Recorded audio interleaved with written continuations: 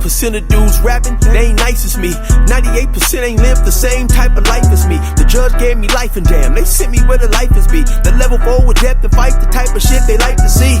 Two choices, fight or flee. I refuse to die, you chump. I've never been a bitch, but damn, it's scary when that pride jump. I seen dudes cry, get punked, and some sexually brutalized. I knew a dude who lost his life and he was only doing 5 year-long racial fights when homie all you do is ride. Lonely days and nights up in a hole causing suicide. From the moment you arrive, you see the Mexican mafia, bulldogs and skinheads with big giant swastikas, pro-black philosophers, the BGF and Kumi, and Muslims who will murk you from the nation to the Sunni. The Northerners was loony, quick to ride up on their rivals. Even Christians went to church, hot knives up in their Bibles. Political and tribal, the Crips and Don moves, the Long Beach, the Hubs and the Dubs and the Grooves, the IEs, the Bakersfield, the Dago Pie rules, the Hoosters quick to roll, the Gangsta Crips move. Whatever clique you choose, you better stick to the rules. Anybody can get hit, so never get the shit confused. Dudes big as Terry Crews screaming, running for the guard. When your pistol gone, the shoe gon' still be hard. If you don't want to hear it, raw and uncut, when they give you Hennessy, if you want some Pepsi Cola and Spice Cubes on the side, just say so. Me, when you give me my Hennessy, give me raw Henny. I don't want no ice cubes. I don't want no Pepsi Cola. I don't want no orange juice. Give me my Henny raw and uncut, straight like that. So if you don't want to hear it, why are you tuning in? So anyway, man, I don't know, because I've been to Ironwood three or four times, something like that. Look, anyway, they sent me back to Ironwood like the old ways. They sent me back to Ironwood. Not after the incident I just told you about. This was the incident that we were in. Anyway, my name ring like $1,000 bill on the yard. When I hit the yard, man, the whole yard stopped. They all turned around and looked. And you got the driveway from when you first enter into the yard, you come through there where they work back there, and it's a straight road near the program office, all this stuff, and the building is straight ahead. And they all damn near want the police stop, ooh, and they all standing there, right? They all looking at me, right? They all looking. I don't know why I'm getting the thrill out of this. Look, man, because I'm gonna tell you why, man. Because I'm a very scary dude. I spook real easy. So look, man, my knees start shaking, right? I'm fucking going to bed. I said, oh, look here. I'll tell you, my knees are shaking. I'm like, Lord have mercy on myself, boy. What the fizzy? So let me set the scene for those who may not be comprehending what you're saying. Basically, after we got into a riot on C Yard, maybe a year or two later, you were sent back to that same yard. Yeah, right. So look, man. So when I walked through there, that been a couple years ago, so I ain't tripping, because I had to keep on hitting people. Look, man, I almost turned around. Next thing I know, I seen dudes pointing. They started watching. Oh, and my knee. I have an alarm system because I'm a scary dude. I spook real easy. So look, I tell you, I'm very scary. So look, man. Look. I have an alarm. You know how you touch a car and the alarm system go off? Right. My alarm, this is how I know when it just got serious because my legs start shaking. Boy, I got the whole road to it. So look, right? So look, man, I go up in the building, bam. So somehow homeboy immediately get there, man. One of my little homeboy, one of my young homeboy, man. What you need, though? What you need? No. Dude said the kite, say homeboys, dude in that building. You come up to my cell, what you. Your homeboy said, "Okay, you need anything? You need your car wood." I needed everything, but I said, "Man, only thing I need right now is a key suit. If they ain't got a key suit, tell them I'll holler at them on the yard." Right? So we come here. Give me a key suit. I needed deodorant. I needed all that stuff. Give me a key. I needed soap. Give me a key suit. That's what I need, a key suit. Because my knees won't stop shaking until I get a key suit. That it just comes. Right. So look, right. So he come with little homeboy. He come with slide the key shoe up under my bed from the homeboy with a barua, a kite. Big homie, wacky wooty whoop. They talking that stuff out here, wacky wooty whoop. But when you come out the door, I should have kite back. When I come out, be standing in front of the building. Just be standing in front of the building. Fuck all the other stuff. I ain't trying to find nobody. Just be, because my mindset is this. I'm expecting for my opposition, who was numerous, to be standing out in front of the building, waiting on me. Yeah, you know. So anyway, so look, man. So I shoot this one dude, man. This one dude. I'm not gonna say his name. I should say his damn name. Yeah, I'm gonna say his name. Anyway, man. No, I ain't gonna say his name. You know what? And this dude was a soldier, man. I think me and him, his problem was we had, you know how you and people personalities class? You know how when you meet somebody, your personality, it just clashes? Right. Because we had no discrepancy. We had a personality class. And he was from his section and a well-reputable, had did a lot of time. And I was from my section, did a lot of, and it just clashed. We didn't agree on nothing, man. We didn't agree. So anyway, look. Even though when it jumped, he wasn't the focal point. You know, I won't go to what the focal point was. But you know who this dude was. He was in your, no, he was in, look. So anyway, man, look. When we doing what we do, and we on the attack. I had somebody on the ground, and I trying to do what I do. So look, man, so look. This dude, man, this pissed me off. This dude, man, he come from Mississippi. He come from Mississippi, man. Right? He catch me, man. Look, he knocked all the moisture out of my head. The moisture that was in my head was on the wall, a whole picture of it, right? So look, man, I said, what? Look, and I'm trying to focus, and I still don't know who did it because it's a melee going. You know, it's going down. It's going down. Everybody's everywhere. You know, it's going down. So look, after they all gaffled us all up, and we walking back. They're gonna put us in the kitchen. Remember, they had us all handcuffed with them little plastic. I remember exactly what you're talking about. He got away. He said some shit like how that jaw feel, or I watch you. I looked at him. Oh, you hit, and this was the one I didn't get. And I couldn't get him because I swear I wanted to break loose the foot. You know what I mean? Kick you in his face. But he hit me so, man. He damn it. I still have. My jaw still got that problems in my jaw. But look, man, look. Anyway, look, man, so look. So anyway, I know why I went into the melee. Look. Anyway, I gained the yard, homie shooting the bone crusher, wooty. So I sent a kite to that dude. So I'm like, no, because you run here spreading all the stuff. You come back. Let me set the scene for those who may not comprehend. So when after we get into the melee with these brothers, the dude who hit you in your jaw, he said whatever he said. So when you come back to Ironwood 2 years later, he's still there. He's still there. He had been down for a while too, man. Right. Okay. He had been bound down for a while. So look, man. So they had everybody on the yard had heard about this because it had never happened there. It had never happened there. We set a precedence for that. It had never happened there. Yeah, it wasn't no little nothing. They don't care what. Still this day they talking about it if you go up in there, right? So look, man. So he had to be telling a lot of these dudes what happened. And you know, he probably put mustard, mayonnaise, ketchup, jalapeno peppers, peanut butter, and just put too much on it. So look. So I shoot a kite to him. So first I shoot a kite to him.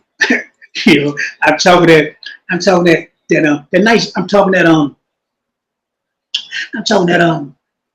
I don't want no problems. You know, can't we just, you know, be cool? Just war up on the bridge. He say, shut up. Okay, so now me come out. I shoot him a kite, and I give it to the dude at the door. I said, go over there where you at, and I want you to read this in front of everybody. You want me what? I said, man, read the kite in front of everybody, man. Now, dude is from no, I don't say it. Look, anyway, I tell dude, he was from our section, but he didn't want to participate because he said he wasn't there when it should happen. who was kept coming to my door. He was a porter inside the building. He was for where, anyway, look. So he go there, he read it. This what the Barua said. He said, this is OG Chances. This is what we're going to do. Me and you, we're going to get a case soon. We're going to meet in the middle of the field. This is where we got to get everybody in. And it's from the womb to the tomb. It's from the cradle to the grave. We going to handle it. You know he wasn't doing that. You know he wasn't doing that. You know, it wasn't too many people doing that. Not with me. Not with no key suit. Anyway, look, not that I'm not a sinner. I said, look. So we up in there. So he come back and said, man, no, man. He said, no, that's not the way it's going to go down. Okay, cool. Make sure I get it to little homeboy from the projects. Let him know. And the homeboy from the project sitting with the key shoe. He's the little brother of my homeboy that told you was boxing with the homeboy and was accused allegedly of. Right. Yeah, his little brother. His little brother. Look. So anyway, that's I let him know, man. Just be out there. That's because the first one I see, the first one that approaches me, I'm gonna blast him. I got to think about that. I sit in the cut.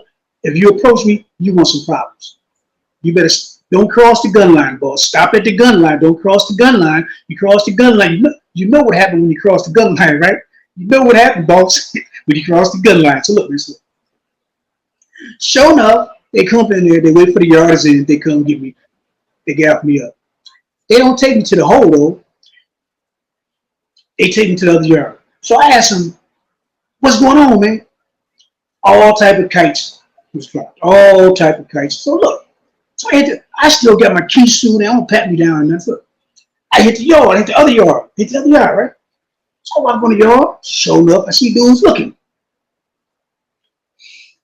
So look. Now, Sugar Bear from Hoover. That's my comrade, man. That's my comrade. Little Sugar Bear, man. Like I say, he's about my height on Monster Swole, man. Matter of fact, he was in Pelican Bay when I was accused allegedly of this, that, caught somebody. Anyway, look. So look. So Sugar Bear, you bail over to me, man. What's up, Chan? Give you a hug, salute, blah, blah, blah, blah, blah. What's going on, man? I say, ain't nothing going on. I say, Sugar Bear, man, I'm holler at you a second, man. I'm gonna spin this. Let me spin this lap, man. I got an issue that need to be addressed. He said, hell no. I'm spinning it with you. I said, no, Sugar Bear, I'm not gonna get you caught up in this. She said, Sugar Bear said, little Sugar Bear, straight up soldier Bomani. He like, fuck that. So he called his homeboys over there. They about who was deep. He said, man, this OG Chance, man, this is my comrade, man. He's straight up soldier. We bet in the lap with him, but they belt the lap with me. Ooh, nothing jumped off. Then he called a meeting with his homeboys, right? I'm standing up there, my head on a swivel, standing strong and tall like the gun tower. So his homeboys dispersed. So I see him talking to some certain dudes. I can only assume that they was opposition. So I'm like, Sugar Bear, man, what's going on? I said, no, man. Yeah, I let my homeboys know, man. They was like this, man. Let them know, man. It's not, ain't nobody gonna jump you like that. If it go to we rolling with you, man. But if they want to fade, they get head up fade. I said, Sugar Bear, I don't do head up fade. You know how I get down. He said, that's what it is, then. But I salute to Sugar Bear, man, because I'm gonna tell you something. Sugar Bear stopped me from getting my dick knocked in the dirt, and he stopped a lot of them from getting stuck. Because I'm gonna tell you something, and I mean this, man. I put this on everything that I love. Even though I know I would have got the short end of the stick, I wouldn't have been the only one going to the hospital. But, it's just like we have another incident, man. Up in the SAT program, you got Big Rebo from Park Village, right? So, man, we up in there, man, look. So me and Rebo used to bust down. I was getting my yogis on, man, getting on Monster Swole. Rebo was already on Monster Swole. So look, every time I go to the chow hall, I try to sit at the table with Rebo. No chances. No chance, man. You ain't sitting at this table. You're not eating up all my food. Everything they don't want on the table, man, is mine. You got to fight. I start laughing because I do that every time I go to shower. I fuck with it. Because I learned this from you. When you get in the yogis, don't eat up everything. Everything. So I fired me a table. Say, bro, you'll eat them mashed potatoes. What about them string greens? You want them cornbreads over there? So look, man, we bust that. So look, man, I had a little homeboy. I know why I said a little homeboy. My younger homeboy. He was way taller than me. Anyway, we had a SAT program. Now I told you about that. I don't know if I should tell you about that incident. Anyway, look. So anyway, my homeboy, he gets into it, man, with Al Boo. Al Boo is from Trade 57. Al Boo. Straight up soldier, man. Al Boo, straight up soldier. Al Boo. Must love Al Boo. The other dude was from 12th Street. He's from East Coast, 12th Street, East Coast in Riverside. They get into it with my homeboy. So I tell him, well, y'all squash that. What you cook? That elbow was cool. So this other dude, cool too. Anyway, the other dude, he ended up in he was accused allegedly of killing this girl in downtown San Bernardino off 5th Street and what you call them, over there in the counter lodge in the room, the white girl. Look, so look, man. I tell him like this, I should say, man, that's my homeboy, man. He had chances. He had chances, OG. Okay, that right there was cool. Should have knew El Boo. He's a straight up, both of them was riders, and then they was together. They jumped my homeboy, they beat him up. So when I get up that morning, I find out they done jumped my homeboy. I done told them, don't put that, don't touch my homeboy. They touch him.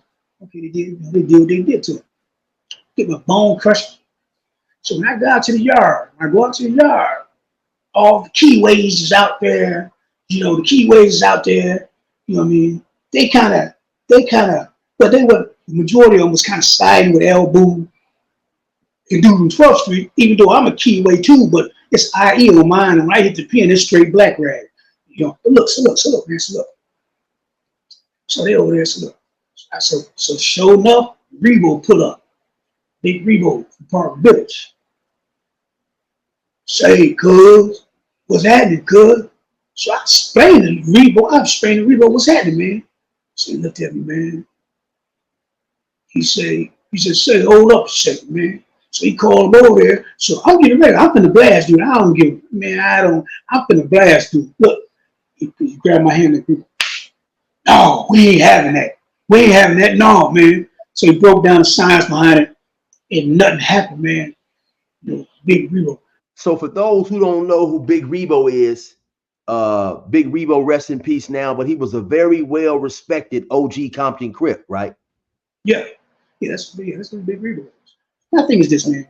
Y'all hear all this? See, as I elaborate now, I laugh and I joke and all that, man. At the time, wasn't nothing funny, man. In all actuality, it was very scary, man. It was very scary, man. My activities and the things I did, I didn't think I was going to make it out of prison. And if I did make it out of prison, I had to get there first. If I went home, if I got out, I didn't want to get out in the pine box, man. Because I was scared to death, man. All of these incidents, man. I told you about fight and flight when you get scared. Some people fight, some people run. I fight because I'm too scared of that, man. There was a lot of incidents, man. There was even incidents when I used to act, when Chill used to look at me and say, Chance, man, you don't want to get out? You don't want to get home? You don't want to go home? No. Here's a look. Okay, let me go here. Then I'll go back. I'm not digressing, regressing, whatever regressing. Look, I studied these books called PMA by Ron Hubbard. PMA is positive mental attitude versus NMA, negative mental attitudes. Positive mental attitude is based on the law of attraction and compensation. When you put positive energy in the atmosphere, you attract positive results. When you put negative energy in the atmosphere, you attract negative consequences. So always watch what you think and watch what you say out your mouth, because you bring it to fruitation. You talk it into existence. And Chill, when it comes to getting out, he was a very positive dude. He was very positive. But I'm gonna tell you something, man. He asked me one time, I don't know where we was at, but yo, man, damn, Chancellor, because he thought I had life. Anyway, look, he said, Chancellor, man, you don't want to go home? And I looked over at him. I said, well, you want to go home? He said, yeah, man, I want. What? And I'm saying, I mean, you ain't never go. I didn't say it to him. I didn't say it to him. Man. I didn't say it to him. A tear just fell on my gut. I said, man, you ain't never going home. But I didn't say it to him because he had life, man. He had a couple of he had a couple of 187s or whatever. He wasn't. I said, you ain't get. We had a positive attitude. Even when we catch 115 for stickings. Because we went up in the shoe, we up in the hole. We had 7 stickings on us, man.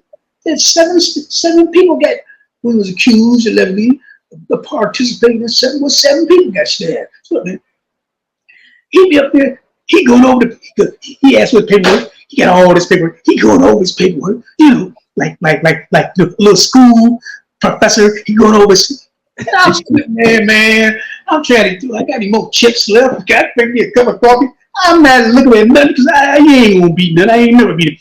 But he said, me, I can beat this, man. And I used to look at Chill sometimes and see when he had a positive attitude and talked his getting out into existence. Because I would say, I said, well, I know they ain't going to let me out. But I could have beat mine, maybe, I don't know, the same way he beat his. I don't know. But he beat his.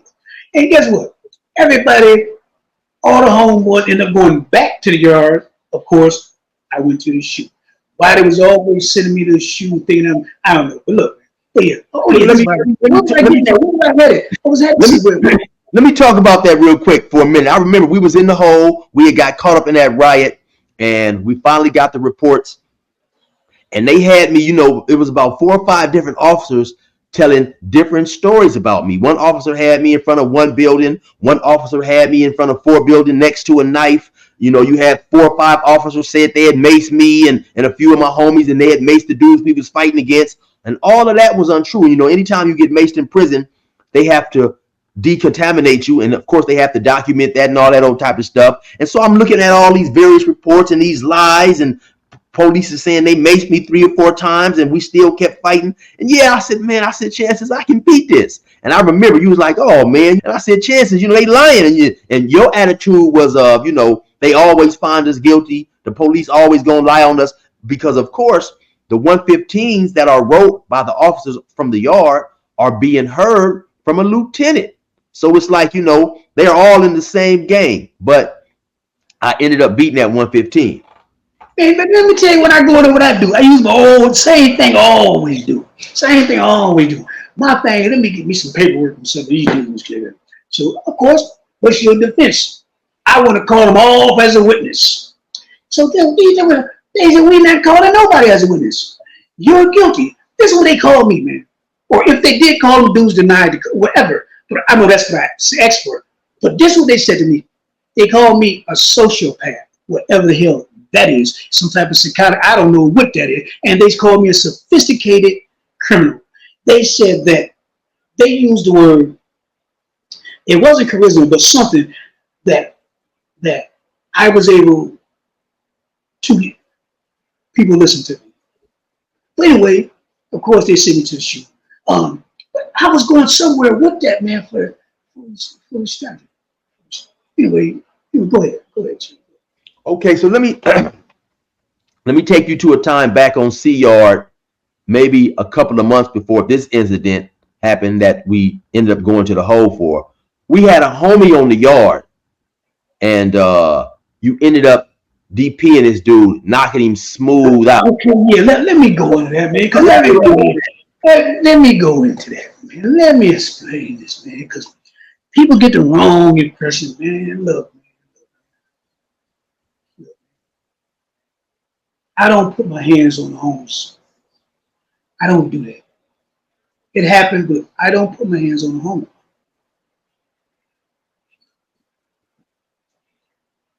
Let me tell you, man. So the homeboy hit the yard.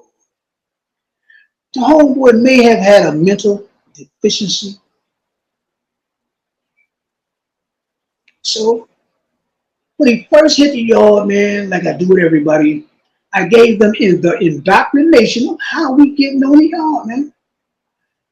And this is not to be violated. No one man is bigger than the program. Ain't no one soldier bigger than the program. Bottom line on that. You don't make this section. This section make you. Ain't no one man bigger than the program. Not one assault, not one askari, not one soldier, not one Bomani are we gonna let jeopardize the collective. So we have rules and regulations that it's like the gun line. Don't cross the gun line. Don't even peek over the gun line. Because if you get to peeking, you're gonna get an epiphany, a bright idea. So look, man, so he does something the first time. He tiptoed, he got one side of this, he got one foot on this side of the gun line, he got one foot on that side of the gun line. Okay, that's the homeboy. Maybe you made a mistake. Get at him again. Okay, so I don't know if he had to do burpees or something like that or something. I don't quite remember. Maybe it was nothing. I don't know. He does it again. Now you like everybody. You bigger than the set. You bigger than the set. So now you're not a homeboy no more. When you saying all of us, now you know, and we're gonna show you you're not bigger than the program. So I call a meeting. At our bench, we had a bench, IE bench. We deep. Nothing but soldiers, man. We soldiering every day. We busting down. We doing hundreds of burpees every day. We lined up in lines. The gun tower tells us, y'all break that up. Because we got 10 this way, or 5 that way. We go around. We doing all, we burp. Y'all break it up. Okay. Bam, bam. Okay, cool. We break it up. So cool. We break it up in threes. 3 here, 3 here, 3 here, 3 here, 3 here, 3. When we go down, y'all go down. All this time, we studying every day. We go to the yard. I got books, book bag full of books. I'm teaching them Swahili, our history, all type of history, all the way to. Well, look, so anyway, look, man. Kisu, which one? I mean, look, listen. So I called. So now, man, now we got to put down a demo. Got to hand them a demo tape. Listen, man, listen to my music. This is my music. What's your music like? Here's a demo tape. So, listen to my music. Here's a demo tape. So we hand him a demo. I said, okay, I got to go ahead and hand this fool a demo tape. I'm not, okay, if I bring the noise, I'm going to bring it so loud it blow his eardrums. So cool, bam. So I don't tell children, I don't tell nobody. So look, we go out to the yard, we all at the bench, we deep. But I'm going to blast him. So when I go out there to blast him, Swift and Bendall, they grab me. Come on, Chancellor. No, man. You're going to bring more attention than that. So I tell Bendall, they don't know I'm going to knock him out. Okay, I can't blame Bendall. Give me the key suit, man. No, man, I got it. No, Chancellor, come on, man. Give me the key suit. Hey, take the key suit. All right, cool. We warmed up, but I'm saying to myself, I'm going to hand him a demo tape. I say, even Chill might like this demo tape. And I'm just joking. Look, man. No, I'm on swole. You know what I mean? Doing thousands of burpees. Got a little strong as a motherfucker. I'm fast as lightning. As soon as we walk over there, man, he blinked his eyes, knocked him clean out, knocked all the moisture out of his head. He was balled up in fetal position with his butt tooted in the air and his thumb in his mouth, sleeping like a baby. I'ma put you to bed. Is lying Chill? No, and I remember, when you hit him, bow, put him right out. Down goes Frazier. Like you said, we're out there chilling. They got a little baseball field, and we would always chill right there in those bleachers, And we out there. He was in the gym at that time. Actually, it was him and another homie, and we'll speak on this a little bit later. We was doing the collective known as the I-5, the IE and the 805, which is Bakersfield. At that point in time, we had that collective going on. It was him and another homie, and they both kept always getting into these little miscellaneous and irrational beefs in the gym and this and that. And like you say, we had called a meeting or two and explaining to everybody, but really the meeting was for those dudes particular, but we didn't want to point anybody out. So of course we reiterating that, hey man, listen, everybody have to do time and be responsible for the way they do time. I remember one saying that you always used to have is, hey, listen, man, if I can walk the line and do my time without getting in trouble, if the homie Vendall can rest in peace, if he can walk the line and do his time, if this homie so on and so forth, everybody else ought to be able to do it. You know, we gave both of these dudes numerous chances to stay out of trouble, and neither one of them wouldn't listen. And so finally that night, you know, he was in the gym. We had all got released for yard. He got released a little, you know, they let the gym out a couple of minutes after they had let everybody else out that particular night. And when he walked up, bam, you hit him, knocked him smooth out, you know. All the homies on the bench, we jumped up and got on. You know, we left him, like you say, he was asleep on the yard. You know, we got up, we scattered. By the time the police, the COs recognized he over there asleep. You know, they go over there, pick him, get him, finally wake him up. You know, he wake up, he look around, he like, who did it? Who did it? He didn't know what was going on. But then they walked him off. He said, I got to give him his credit. He said, this still IE on mine. This still IE on mine, you know. And the other dude that was messing up with him, that was his partner in the gym, he instantly rolled. I was looking for him. He was from Bakersfield. He instantly rolled up. I heard a year or two later he got out and ended up catching a murder, and I heard he ended up getting, you know, a long life sentence. Yeah, but yeah, I definitely remember that, man. And a lot of people, shout out to Crazy E, man. Shout out to Crazy E, man. That was shot with, man. Basically, you know, man. See, look, man. You know, see,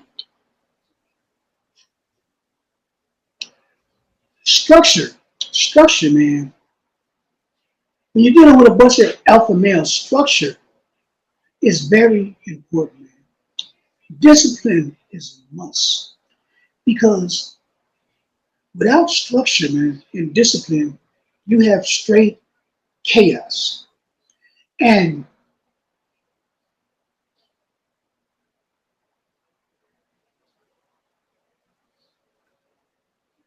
all gangs,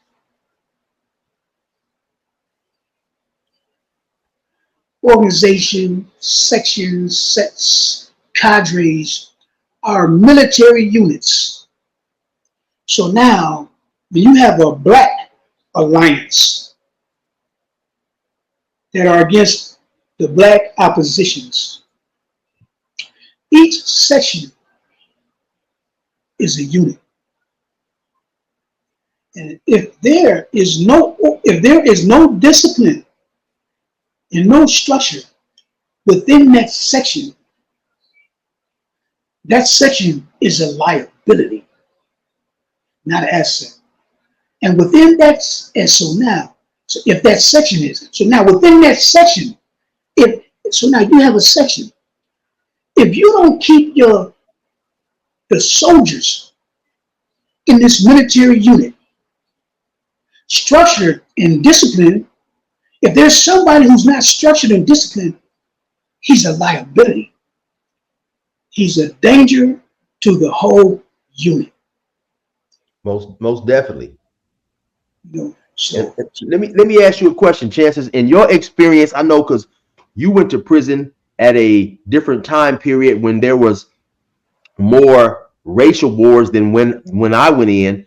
Let me ask you a two-part question. First, in your experience, what have you seen more? Have you seen more wars involving one race versus another race, or have you seen more wars involving a black faction versus another black faction? now, when you say wars, when you have blacks fighting against blacks, that's not a war in prison. It's a melee. Okay. When you have wars, you're talking about in California. You're talking about the wars is between different races in California. And what you see within this war, you see battles on different fronts. When I say different fronts, different prisons. Because See,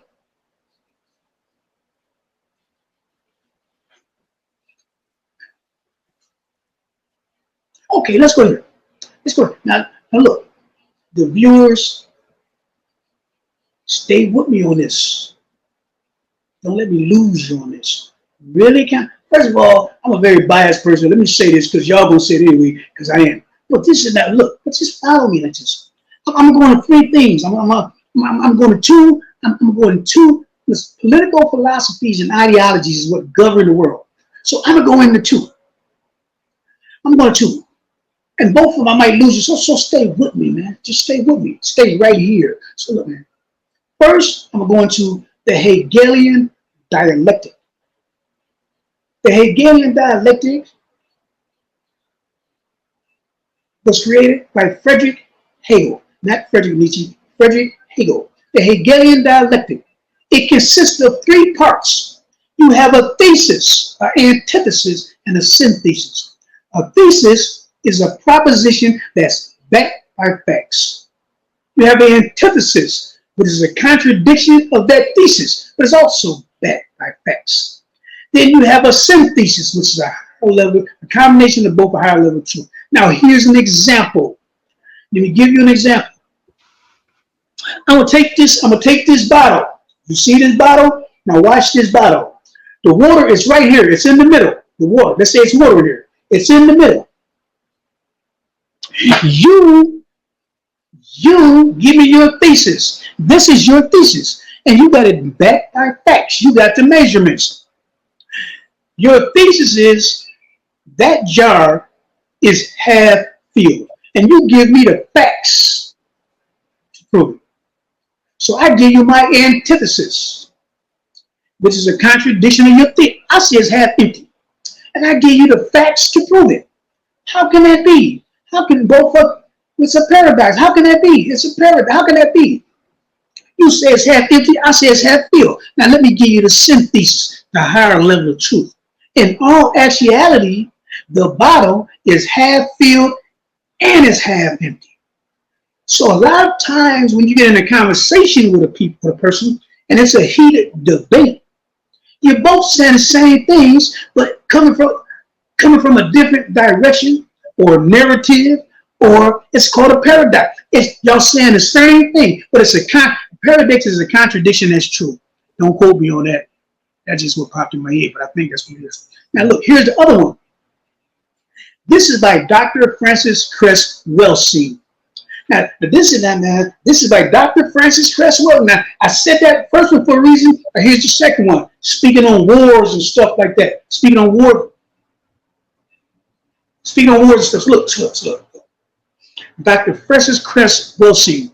She wrote a book called The ISIS Papers. It's an ideology, a philosophy. Here is Dr. Francis Cress Welsing, who is a well-known, legendary psychiatrist. She was a children's psychiatrist, well-known. She wrote a book called The ISIS Papers. She said a black person can't be racist. He can be prejudiced, but he can't be racist. In other words, I like maple walnut ice cream. I like maple walnut ice cream. I don't like butter pecan. Now, this is why she said that, because racism is an ideology by white supremacists.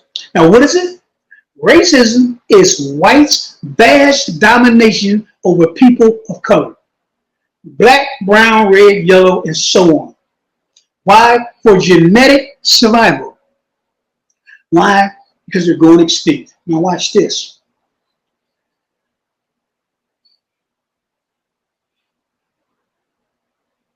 Anywhere you go in the world, not all, but the majority of white people feel the same. Not all of them, but the majority of them feel the same. Anywhere you go in the world, black people do not feel the same. I don't care where you go. If you go to Egypt, Um, now watch this. To say that it's an ideology.